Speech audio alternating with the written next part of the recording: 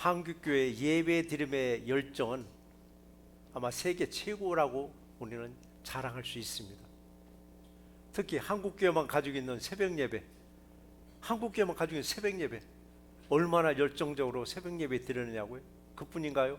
눈이 아무리 쏟아져도, 아무리 큰 비가 와도 교회 가다가 죽으면 죽으리라는 각오로 집을 나서는 게 우리 성도님들의 심정이더라고요.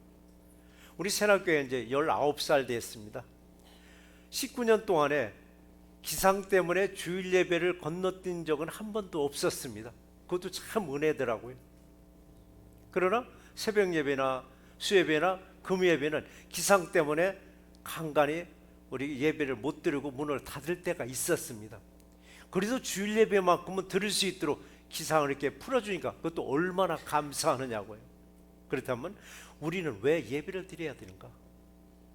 왜 목숨 걸고 나서서 예배를 드려야 되는가?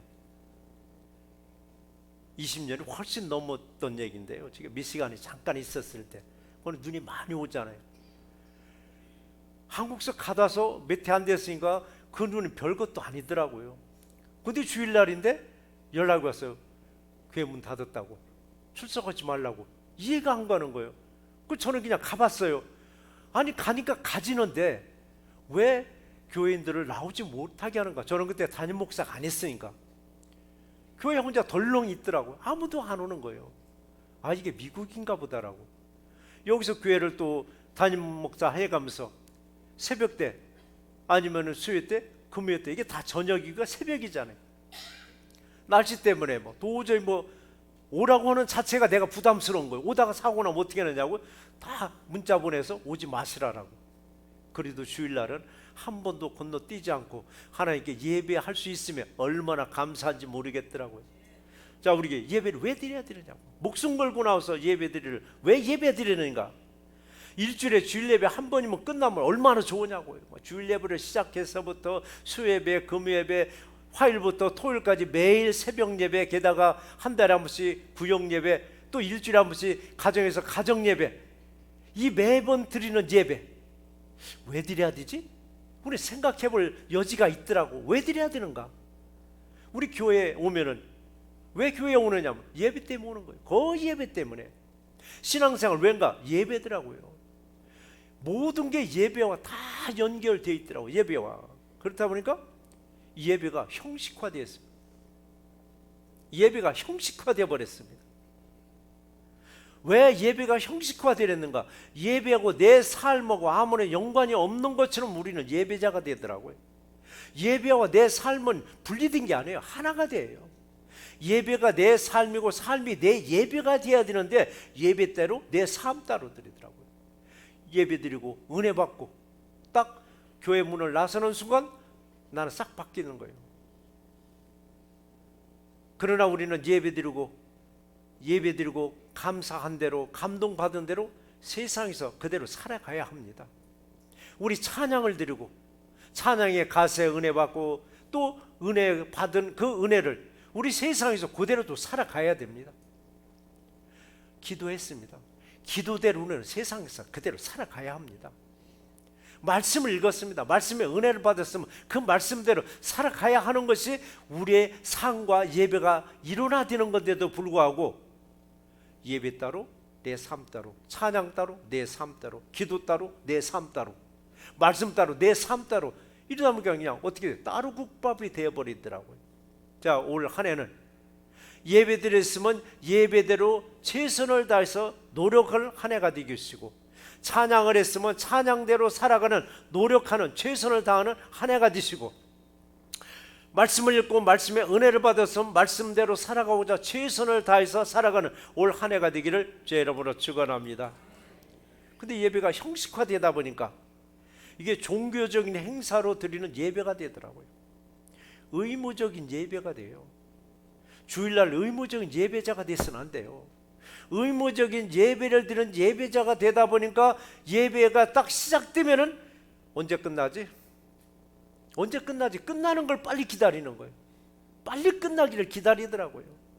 혹시라도 이런 마음을 가지고 지금까지 예배를 드렸던 예배자라면 이 시간부터는 예배를 통해서 기쁨을 얻으시고 감사를 받는, 그리고 하나님께 영광을 돌리는 모두가 되기를 주의 이름으로 축원합니다.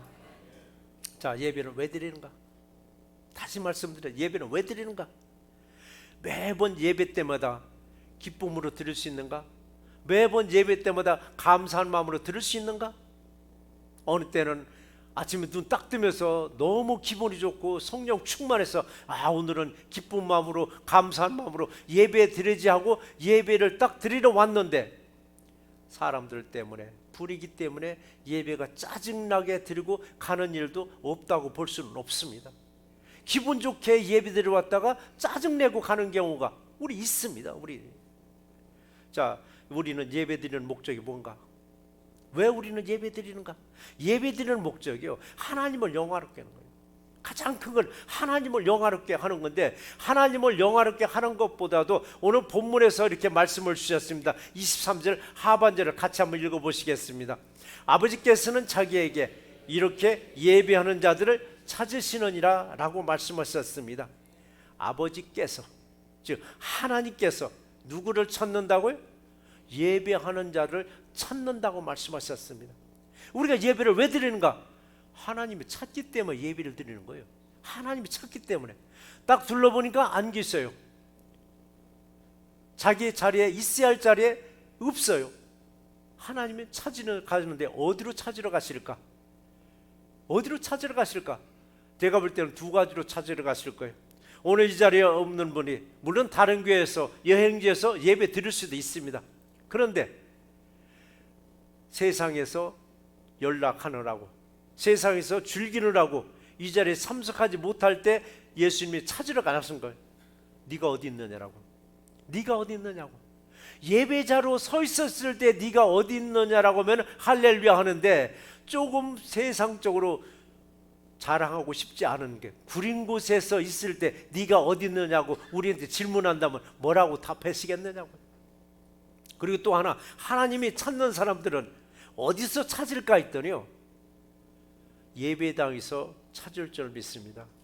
우리가 생각할 때는 아니 예배당에는 하나님이 찾는 사람들이 다 모여서 예배드리는데 왜 여기서 찾으시느냐고 반문할지 모르지만, 예배당에서 예배 드린다고 하나님이 찾는 자가 다는 아니란 얘기입니다. 하나님이 찾는 사람은 누구인가?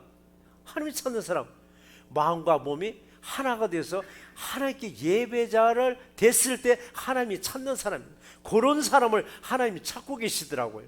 오늘 시간에 몸 따로 마음 따로 혹시라도 있다면 마음도, 밖에 있는 마음도 불러다가 이 자리에서 함께 예배하는 우리 모두가 되시기를 제 이름으로 축원합니다. 하나님이 찾고 있는 예배자는 과연 어떤 사람들일까 했더니 23절 상반절을 한번 또 같이 읽어보시겠습니다. 아버지께 참되게 예배하는 자들은 영과 진리로 예배할 때가 오나니 곧 이때라 라고 했습니다. 23절 하반절에서는 이렇게 예배하는 자들을 찾는다고 했는데, 이렇게라는 것은 누군가 했더니 영과 진리로 예배하는 자를 찾는다고 말씀하셨습니다. 영과 진리로. 그러니까 몸 따로 마음 따로 있다면 영과 진리로 예배자가 될 수가 없더라고요. 오늘 시간에 몸은 여기 있는데 마음은 내 비즈니스가 있을 수도 있고, 마음은 오늘 오후에 약속 장소에 있을 수도 있으니까 그 나갔던 마음도 끌어다가 이 자리에 와서 하나님께 예배하는 예배자가 되시기를 주의 이름으로 축원합니다. 자, 그러면은 참되게 예배하는 자들은 누구냐고요? 참되게 예배하는 자들은, 복받기 위해서 예배 드리는 자들이 정말 참되게 예배하는 자들이라고 볼 수 있을까? 어떤 사람들이 참되게 예배하는 자들인가? 우리는 복받기 위해서 예배 드리는 게 사실은 아닙니다. 그럼 왜를 예배 드리냐고요? 왜 예배 드리냐고? 복받기 위해서 예배 드리는 게 아닌가? 아니더라고요. 이건 두 번째 문제더라고요. 복받기 위해서 예배 드리는 건 두 번째 문제고, 첫 번째는 뭐냐면은 우리는 뭐가 있냐면 위로부터 받은 은혜에 감사해서 예배 드리는 예배자가 먼저 되셔야 됩니다. 위로부터 받은 은혜가 뭡니까? 구원의 축복을 우리는 받았습니다. 그래서 우리는 구원만 생각하면 감사해야 됩니다. 구원만 생각하면 우리는 감격이 있어야 되고, 구원만 생각하면 눈물이 찡해야 되는데도, 코가 찡해야 되는데도 불구하고 구원 남일 거로 생각하더라고요. 자, 우리는 구원만 생각하면 너무 감사하고 너무 기쁘고 너무 감격스러워서 우리는 예배 드립니다. 이게 먼저 앞서야 됩니다. 이게 먼저 앞서지 않고 먼저 예배 드리면 복주인데, 예배 드리면 모든 문제가 해결된데, 이게 앞서다 보니까 하나님 보시기에 참된 예배자가 되지 못할 때가 있더라고요. 자, 오늘 시간에 참된 예배자로서 항상 먼저 감사해서 예배 드리는 우리 모두가 되시기를 주의 이름으로 축원합니다. 자, 우리는 우리들 마음을 좀 드린다고 했습니다. 감사한 마음을. 그럼에도 불구하고 예배 드리는 목적이 뭐냐고 질문하면은 축복받기 위해서, 문제 해결받기 위해서 예배 드린다고 말합니다. 다시 말씀드리지만 우리는 받은 은혜에 감사해서 예배 드리는 예배자가 되시기를 주의 이름으로 축원합니다. 이런 말 있죠. 소문 만복래. 소문 만복래. 이건 복을 받아야 웃는다는 게 아니라 웃어야 복을 받는다는 얘기입니다. 웃어야 복을 받는다라고 했는데도 불구하고 안 웃어요. 왜 안 웃냐 했더니 복만 주면 내가 웃을 텐데 복을 안 줘서 내가 웃질 못한다는 거예요. 근데 그게 아니에요. 웃으면 복 준다는데도 불구하고 안 웃어요. 여러분, 웃으시자고요. 웃으면 복 준다고 말씀하셨습니다. 그런데도 불구하고 나는 복을 받아야 웃겠다는 이 사람이나, 나는 축복을 받고 시간이 돼야 예배 드리겠다는 것과 뭐가 다르겠느냐고요. 이건 예배보다도 축복을 앞세우는 사람들입니다.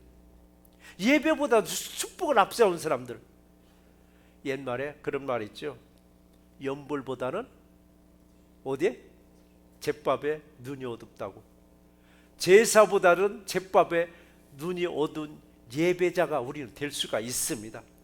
축복받으려고, 이 축복받으려고 먼저 예배를 드린다면은 우리들 역시 예배보다는 축복의 눈이 어두운 거예요.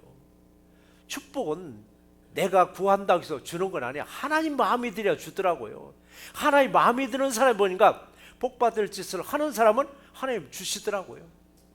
근데 복받지 못할 짓을 그렇게 해가면서도 구하기는 복 주소서, 복 주소서, 건강 달라고 아무리 외쳐도 하나님 끄떡 안 하시더라고요. 먼저 복받을 짓을 하는 게 뭐냐? 몸과 마음을 다해서 하나님께 감사해서 예배 드릴 때 그 다음은 하나님이 책임져 주실 줄 믿습니다. 자, 현대에서도 복을 받으려는 먼저 이 생각으로 예배 드리는 것은 어쩌면 우리도 샤머니즘, 바로 무속신앙의 영향을 받은 것이라고 우리는 볼 수가 있습니다. 우리의 복을 앞세운 예배자는 예배보다는 형식에 또 빠집니다. 복을 앞세운 예배자는 예배보다는 형식에 먼저 앞서 거룩성만 내세웁니다. 거룩성만. 이 거룩성을 내세우는 게 뭐냐, 형식을 내세우는 게 뭐냐 했더니 유교적인 영향이라고 저는 말할 수가 있습니다. 이게 체면 예배자입니다. 체면 예배자. 체면 때문에 예배드리는 경우도 있습니다. 내가 직분자인데, 내가 장로인데, 권사인데, 내가 안수집사인데, 이거 안 들을 수도 없고 들을 수도 없고. 그래도 주일은 훨씬 낫습니다.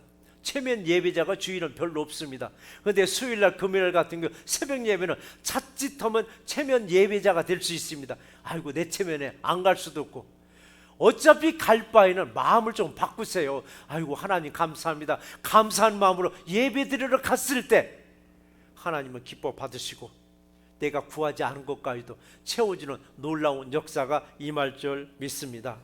그래서 우리가 예배 드린다는 것은 분명히 복을 받는 길이지만은, 예배 드리는 것은 첫 번째 목적은 하나님께 감사해서 감사의 표시로 예배 드리는 것입니다. 이 시간 감사해서 예배 드리는 우리 모두가 되시기를 주의 이름으로 축원합니다. 자, 예배하는 자를 찾고 계시는 하나님, 예배하는 자를 찾고 계시는 이 하나님, 이 하나님이 이 땅을 사랑하셔서, 누구를 사랑하셔서? 나를 사랑하시고 여러분들을 사랑하셔서 독생자 예수님을 이 땅에 보내셔서 십자가에서 죽기까지 하셨습니다. 이때 십자가에서 흘린 보혈의 피를 믿는 우리 모두에게는 무슨 축복을 주셨느냐 하면 죄사함의 축복을 주셨습니다. 죄사함의 축복. 죄 사함을 받아야만 영원한 생명, 영생, 구원을 우리가 받을 수가 있습니다. 죄 사함이 없이는 우리는 구원이 없습니다. 우리는 죄 사함의 축복을 받은 게 가장 큰 축복이요, 구원의 축복이 가장 큰 축복인데, 이것만 생각하면은 하나님께 예배 하루에 10번 드려도 아깝지 않은 겁니다. 근데 여기에 대한 감동이 없다 보니까 예배 드릴 때만 되면은 오늘 갈까 말까, 오늘 갈까 말까. 주일 예배는 가는 걸로 당연히 여겨졌지만 나머지 예배들은 망설일 때가 뭐냐? 구원에 대한 감동이 없고 구원에 대한 감격이 없다 보니까 갈까 말까 갈까 말까 망설이다가 아이 뭐 오늘만 날이야? 다음에 가지라고 뒤로 미끄러지고 말더라고요. 자, 우리들에게는 죄사함의 축복을 받으셨습니다. 구원의 축복을 받았었습니다. 영원한 생명을 주신 구원의 감사와 영원의 생명을 주신 구원의 간격으로 예배드리는 새날께 우리 모두에게는 하나님의 은총이 충만한 우리 한 해가 되기를 주의 이름으로 축원합니다. 예배도 그래요. 오늘 본문에서 보니까 그랬더라고요. 아는 예배와 모르는 예배가 있다고 말했습니다. 22절을 같이 한번 읽어보실까? 22절을 읽어보시면 너희는 알지 못하는 것을 예배하고 우리는 아는 것을 예배하노니 이는 구원이 유대인에게서 남이라 라고 했습니다. 예배도 그래요. 아는 예배가 있는가 하면 모르는 예배가 있다고 했습니다. 우리 무슨 일을 할 때도요, 알고서 일을 하면요 그 일이 재밌어요. 짜증도 안 내고. 근데 모르는 거 일을 시켜놓으면 얼마나 힘드냐고요. 얼마나 힘드냐고. 하기 싫고. 예배도 그래요. 아는 예배를 드릴 때요 그게 은혜가 될 줄 믿습니다. 여기서 아는 예배는 뭔가? 오늘 거기서 본문에서 그랬습니다. 구원이 유대인에게서 남인이라고 했습니다. 누구에서 난다고? 유대인에서요. 바로 여기를 예수 그리스도라고 했습니다. 자, 아는 예배는 뭐냐고? 내 구원은 예수 그리스도밖에 없다는 것을 알고 예배자가 되시란 얘기입니다. 그 예배는 그래요. 또 억지로 드리는 예배가 아닙니다. 억지로 드리는 예배가 아니에요. 습관적으로 드리는 예배도 아닙니다. 예배는 이건 순전히 자원해서 은혜 받아서 감사한 마음으로 예배 드렸을 때 이 예배 분위기가 좋고 이 예배를 하나님이 받아주십니다. 체면 예배자로 의무적인 예배자로 예배 드렸을 때 예배는 드렸는데 하나님이 달가오질 않아요. 시간 낭비하고 해서 왔는데도 불구하고 어차피 우리는 왔습니다. 예배 드리러 왔으면은 몸도 마음도 정말 감사한 마음으로 예배 드려서 하나님이 그 예배 받으시고 여러분이 구하는 것, 구하지 못한 것까지도 다 은혜로 받은 놀라운 역사가 우리 모두에게 임하기를 주의 이름으로 축원합니다. 자, 하나님의 은혜를 깨달은 사람들이 모여서 감사한 마음으로 기쁜 마음으로 감격스러운 마음으로 예배를 드리는 우리 공동체, 이런 교회가 새날교회가 될 줄 믿습니다. 이런 예배는 뭐냐면 구원의 축제입니다. 구원의 축제. 그래서 예배는 잔치라고 말을 합니다. 저는 예배는 잔치라고 말합니다. 잔치집에 와서 누군가가 막 삐루뚱 해가지고 곤란 사람처럼 다니면은 사람들이 뭐라고 해요? 쟤는 좋은 집, 기쁜 집에 와서, 즐거운 집에 와서 흥깬다라고 그래요. 초상집에 와서 너무 화하닥거리면은 이게 좀 신뢰가 되지만은 잔치집에서는 웃어야 됩니다. 웃어야 되고 기쁨이 있어야 되는데 기뻐하지 못하고 우울하고 다니면은요 초친다고 그래요. 예배 시간에도 마찬가지예요. 우리 활짝 기쁜 마음으로 예배 드릴 때 하나님 보시기에 그 예배 잔치 기뻐하십니다. 오늘 시간에도 우리의 기쁜 마음으로 예배 드리고 잔치하는 마음으로 예배 드리는 우리들의 예배를 주님이 받아주실 줄 믿습니다. 기쁨과 즐거움과 감사가 가득한 예배를 드리는 예배자가 되시기를 주의 이름으로 축원합니다. 이렇게 아는 예배자가 있지만 모르는 예배자도 모르는 예배자, 알지 못하는 예배자는 뭔가 했더니 구원이 누구로부터 오는지를 잘 몰라요. 늘상 들었는데도 불구하고 구원은 누구로부터 받지 하면은 잘 몰라요. 분명 오늘 본문에 그랬잖아요. 구원은 유대인에게서 남이라고 했습니다. 구원은 예수 그리스도부터 남이라고 했는데 요즘 종교 다원주의가 얼마나 설치고 있느냐고요. 종교 다원주의자들이 얘기합니다. 어느 신이든 믿기만 하면 구원받을 수 있다라고. 어느 신이든 절대 아닙니다. 오직 예수 그리스도만 있습니다. 그런데 종교 다원주의자는 어느 신이든 믿기만 하면 구원받는다고, 이게 팽배하게 온 세상에 점점점 확산되어 가고 있어요. 그러니까 오늘 또 본문에서 말씀하시기를 구원이 유대인에서 남이니라라고 했습니다. 바로 예수 그리스도에서 남을 알고서 예배하는 것이 아는 예배요, 누구로부터 구원을 받는지 알지 못하고 예배하는 것이 모르는 예배를 드리고 있더라고요. 근데 우리가 모르는 예배자들 중에 보면은 물질의 축복을 얻기 위한 목적으로 예배 드리는 경우도 있습니다. 또 이런 분들은요, 예배를 빠지면 뭔가 찝찝하다고요. 뭔가 찝찝하고, 주일 예배를 빠지면 일주일 내내 뭔가 불안하다는 얘기입니다. 그래서 예배는 안 빠지고 참석을 하는데 문제는 몸 따로 예배 따로, 몸 따로 마음 따로더라고요. 몸 따로 예배, 마음 따로 예배 드리다 보니까 예배는 분명히 드렸는데 하나님 안 받는 예배를 드렸더라고. 알지 못하는 예배를 드렸더라고. 자, 오늘 시간에 몸도 마음도 다 하나님께 예배하는 예배자가 되신 줄 믿습니다. 또 하나는 습관적인 예배자들. 나도 모르게 그냥 주일만 되면 차 타고 가는 거예요. 어디로? 교회로. 그냥 가는 거예요. 이 습관적으로 예배를 드리는데, 습관적인 예배자들이 보면요, 찬송 부를 때 얼마나 거룩하게 찬송 드리냐고요. 그리고 또 대표기도 다 듣고, 듣는 건 좋습니다. 듣고 설교 다 듣고, 가지고 온 예물도 하나님께 드리고, 광고도 들어가면서 판단하는 거예요. 계속 판단하고 계산하고. 그러다가 축도 시간만 되면 얼굴이 확 펼쩍 펴. 왜 얼굴이 그때 피는가 했더니, 아, 의무 다 했네. 한 주간의 제일 첫 번째 의무, 아, 예배 드렸네. 이제는 한 주는 편안하게 세상 막 살아도 되겠네. 의무적으로 습관적으로 예배 드리다 보니까 축도 시간 되면 얼굴이 활짝 피는 거예요. 그 안에는 얼굴이 우중충하니, 아이, 목사님 설교 왜 이렇게 길어? 왜 이렇게 같은 말 반복하는 것 같아? 이거 지난주 한 것 같은 거 또 하는 것 같은데. 달라요. 분명히 다른데 은혜가 안 되면 똑같은 얘기로 또 들어요. 그러다 끝날 무렵에 얼굴이 활짝 펴가지고, 아이고 살았다, 이제는 의무 다 했는데. 이게 의무적인 예배자가 이렇게 되는 거더라고요. 그럼 하나님이 기뻐 받으시겠느냐고요. 안 기뻐하시더라고요. 안 기뻐하셔요. 자, 우리는 결혼식장에 온 사람들과 똑같아야 돼요.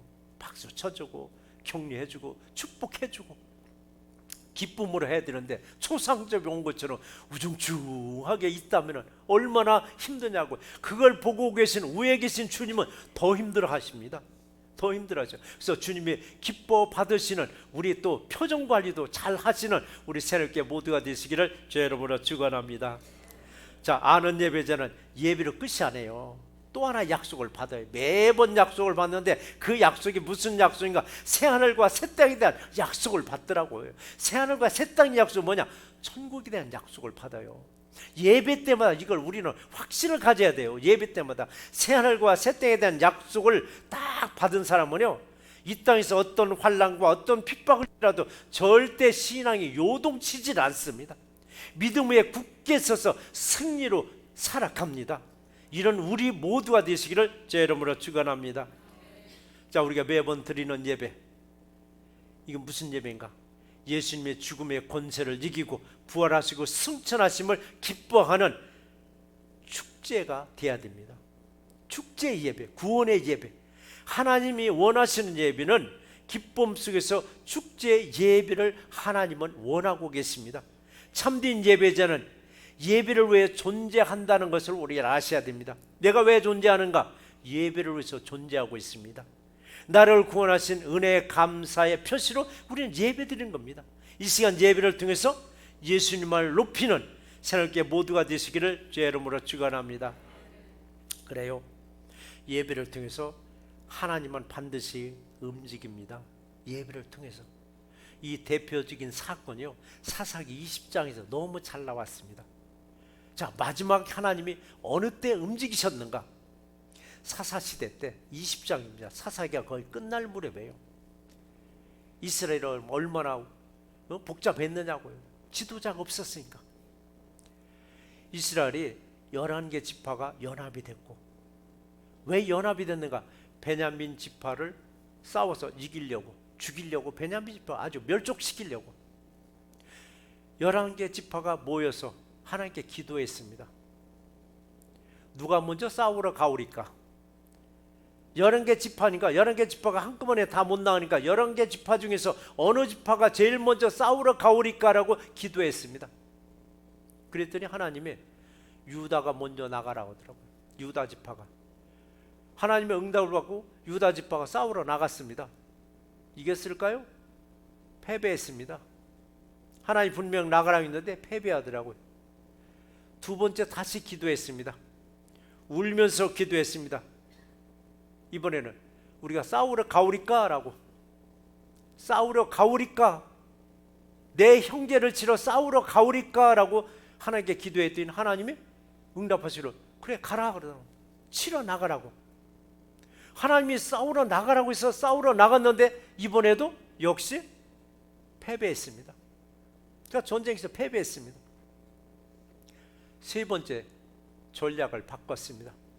이번엔 온 백성이 통곡하면서 금식하면서 번제와 화목제물로 제사를 드리고 그 제사 하나님께 기도했습니다. 여러분 이게 순서입니다. 뭐라고 기도했는가? 이건 기도의 내용도 다릅니다. 우리가 싸우러 가오리까 가지 말까라고, 싸우러 갈까요? 싸우러 가지 말까요? 라고 하나님께 기도했어요. 그러니까 제일 먼저 통곡했다는 뭐냐? 회개했다는 얘기입니다. 회개하고 금식하고 예배드리고, 예배드릴 때 예물도 드렸습니다. 번제와 화목제물로 예배드리고 난 다음에 기도하기를 우리가 싸우러 갈까요? 싸우러 가지 말까요? 라고 했더니 하나님이 그때 정확하게 답변해 주시기를 내일은 내가 그를 네 손에 넘겨주리라 라고 했습니다. 그 다음날 싸워서 결국 대승을 했습니다. 이게 바로 기도하다가 안 되면 마지막에 여러분 예배로 승부 한번 걸으시기 바랍니다. 무슨 예배로? 감사한 예배로. 받은 것에 감사해서 다시 한번 하나님께 기도하는 게 아니라 예배드리고 기도했을 때 하나님의 놀라운 역사가 임할 줄 믿습니다. 하나님은 우리를 창조한 목적을 또 성경에서 말합니다. 이게 이사야서 43장 21절에서 말씀하시는데 같이 한번 읽어보시겠습니다. 이 백성은 내가 나를 위하여 지었나니 나를 찬송하게 하려 함이니라 라고 말씀하셨습니다. 나를 지은 것은, 여러분들을 지은 것은 하나님이 하나님을 위해서 지었다라고 했습니다.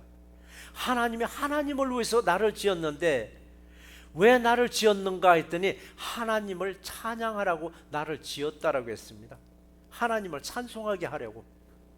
자, 이제 시편 150편 6절, 시편의 마지막 절입니다. 6절에서 호흡 있는 자마다 여호와를 찬양할지어다 라고 했습니다. 누구에게? 호흡이 있는 순간까지, 내가 숨을 쉬고 있는 순간까지 하나님을 찬양하라고 했습니다. 찬양은 두 가지라고 제가 늘 말씀드립니다. 곡조가 있는 찬양이 있습니다. 또 곡조가 없는 말씀 읽는 것도 여러분 찬양입니다. 두 가지 찬양을 언제까지? 내가 숨을 쉴 수 있는 힘이 그때까지 찬양하라고 했습니다. 찬송을 창조주 하나님만을 높여주는 것입니다. 소리 높여 찬송함으로 예수님을 높이시고 예배를 통해서 예수님만 높이시는 우리 새날교회 모두가 되시기를 제 이름으로 축원합니다. 자, 어떤 자세로 예배 드려야 되는가? 어떤 자세로? 24절 말씀을 또 한번 같이 한번 읽어보시겠습니다. 하나님은 영이시니 예배하는 자가 영과 진리로 예배할지니라 라고 말씀하셨습니다. 다른 종교에서는 왜 예배 드리냐? 복이 우선입니다. 복 받기 위해서, 문제 해결을 위해서. 근데 기독교에서는요, 여러분 꼭 이거 바꾸셔야 돼요. 기독교에서는 이미 받은 은혜에 감사해서 예배 드려야 됩니다. 이미 받은 은혜가 뭐냐고요? 나를 지으시고 내 죄사함을 해주시고 구원의 축복을 주신 게 너무 감사해서 이게 먼저 감사해서 예배 드리셔야만 합니다. 바로 다른 데에서는 복이 먼저 우선이지만 우리 새날교회만큼이라도 이미 받은 복에 감사해서 예배 드리는 것입니다. 예배를 통해서 하나님과 만나시고 예배를 통해서 하나님과 관계를 이어나가는 우리 모두가 되시기를 주의 이름으로 축원합니다. 그래서 교회의 존재 이유가 뭐냐 이거. 교회의 존재 이유가 뭐냐 이거. 선교? 그것도 존재 이유 중에 하나입니다. 가르치는 것 존재 이유 중에 하나입니다. 봉사하는 건 존재 이유 중에 하나지만 가장 큰 건 존재 이유가 예배입니다. 예배가 없는 교회는 교회라고 하지 않습니다. 예배 없는 교회, 예배를 소홀히 하고 세상에 열심히 나가서 하는 경우도 있습니다. 그건 교회의 존재 이유가 없습니다. 우리는 존재 이유는 뭐냐? 예배입니다. 예배를 통해서 그 다음 부수적으로 다 파급적인 현상이 일어나야 됩니다. 예배 드림도 그래요. 우리 바리새인적 예배자가 돼서는 안 됩니다. 바리새인적 예배자. 바리새인적 예배자가 뭐냐? 겉으로 보이는 예배에 중점을 두더라고요. 겉으로 보이는 예배, 얼마나 거룩하게, 얼마나 은혜롭게 딱 각본을 짜서 그런 예배, 이게 형식의 예배자더라고요. 습관적인 예배자가 되더라고요. 의무적인 예배자가 되더라고요. 우리는 받은 복에 감사해서 예배 드리는 예배자가 되시기를 주의 이름으로 축원합니다.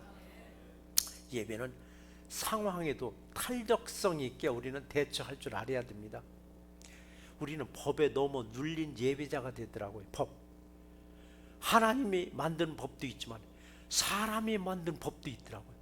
하나님이 만든 법은 소홀히 여기는데 사람이 만든 법에는 철저하게 지키려고 할 때가 있더라고요. 사람이 만든 법에는요 우리가 좀 소홀해도 됩니다. 거기에 우리 구원하고 관계없는 경우도 있어요. 근데 하나님이 만든 법에는 우리는 정말 소홀히 여길 때가 있어요. 자, 우리는 법에 눌리지 마시기 바랍니다. 자유스러운 예배자가 되시기 바랍니다. 습관에 지배 당하지 않는 예배자가 되시기 바랍니다. 그렇지 못하다 보니까요 법에 눌리고 습관에 눌린 예배자가 되니까요 오늘은 누가 빠졌을까? 왜 빠졌을까? 왜 빠졌을까? 판단해 보는 거더라고요. 쭉 훑어보고 나서는 저희가 늘 말씀드리잖아요. 성가대와 희중은 서로가 마주보고 있다고. 때로는 저를 보다가 짜증나고 실증나면 딱 성가대를 봐요. 성가대 대원들은 어떤 모습인가? 성가대 대원도 저기 화면만 보다가 어느 때는 짜증나면 실증나면 딱 둘러봐요. 어떤 모습으로 예배 드리는가? 누가 조는가? 누가 해철하고 있는가? 여러분, 이게 내 눈에 보이면 안 돼요. 내가 예배에 집중을 하면요 누가 왔든지 누가 졸든지 누가 해치르든지 이게 안 보여요. 근데 예배에 집중이 안 되다 보니까 딱딱 눈에 띄는데 한 번 눈에 띄면요 그 다음 주 또 본대요. 지난주에는 해치르던데 그냥 바스락거리는데 그럼 다음 주 또 본대요. 그 다음 주도 습관적으로 자기가 지명해놓고 보는 인물이 있다 하더라고요. 우리 성가대 그래요? 안 그런 줄 믿습니다. 희중은 어디 성가대 그렇게 봐요? 그렇게 보는 순간 나는 예배가 흩어지기 시작하더라고요. 신령과 진정으로 예배를 못 드리고 산만해지는 거예요. 누가 온 게 중요한 게 아니고 누가 조는 게 중요한 게 아니고 누가 해칠해서 중요한 게 아니고 그게 눈에 보이지 않을 때 나는 신령과 진정으로 예배드리는 참된 예배자가 된 줄 믿습니다. 이게 자유함이에요. 자유함. 자, 예수님이 안식일 날 제자들과 길을 가다가 시장했다고 그래요. 성경에 시장했다고. 배가 고팠습니다. 배가 고파서 식당에 뭐 있겠느냐고. 그때 당시 길을 가다 보니까 곡식이 있어서 이삭을 해서 이렇게 먹었어요. 율법에서 볼 때는 이건 좀 일을 한 거예요. 노동을 한 거예요. 이삭을 비벼서 먹었다는 건 율법적으로 볼 때는 예수님 율법 어긴 거예요. 근데 예수님은 주일날 안식일인데도 불구하고 병자들을 고쳐주었어요. 바리새인들이 볼 때는 난리가 난 거예요. 법을 어겼다라고. 이게 법을 어긴 거냐고요. 안식일은 누구를 위해서? 사람을 위해서 있다라고 말씀까지 하셨습니다. 우리는 예수님처럼 너무 형식에 집착하지 마시고 자유스러운 예배자가 될 때 감사와 감격의 예배 드릴 수 있음을 아시고 항상 자유함 속에서 찬치하는 예배자가 되시기 바랍니다. 우리들의 예배 드림도 그래요. 기쁜 마음으로 감사한 마음으로 예배 드릴 때 격식에서 좀 벗어나도 아이 그래 그럴 수도 있지. 근데 이게 그렇지 않으면 바리새인적 예배자면요 격식에 벗어나면 딱딱 지적합니다. 왜 그렇게 드렸느냐고. 이게 천국 가는데 지장이 없는 것 같으면 그냥 넘어갈 때 넘어갔으면 좋겠는데 안 그러더라고요. 지적하고 넘어가더라고요. 물론 지적해서 개선되면 좋은데 그걸 습관적으로 하다 보면 사람들이 그래요. 속된 말로 지적질만 한다고. 여러분 그런 평가 듣지 마세요. 아무개 딱 나타나 아이고 또 지적하러 왔나 봐.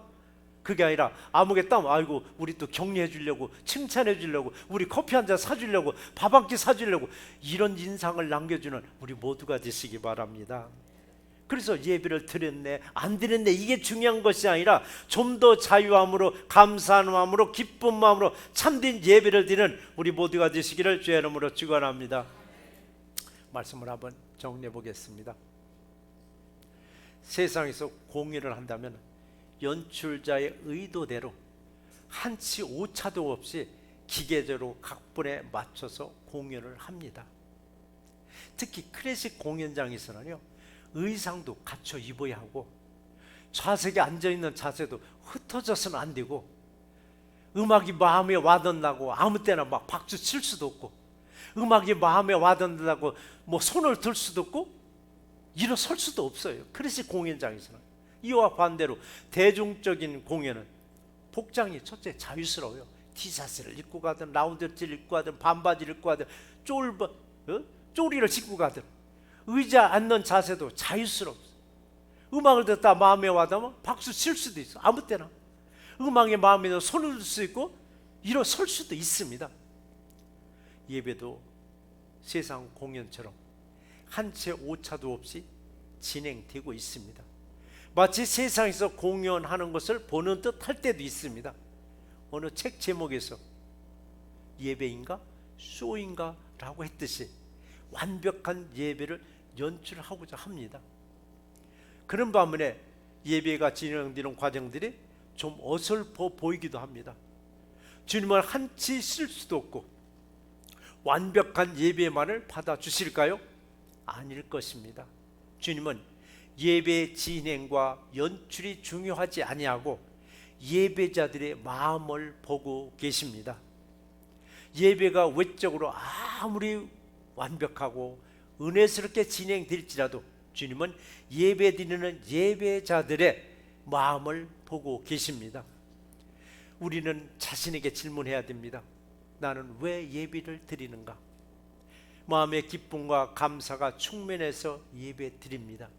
나를 지으시고 나를 구원하신 주님의 은혜에 감사해서 예배 드립니다. 주님께 감사해서 오늘 또 예배를 통해서 우리들의 마음을 드립니다. 몸도 마음도 다 드리는 예배자가 되시기를 주의 이름으로 축원합니다.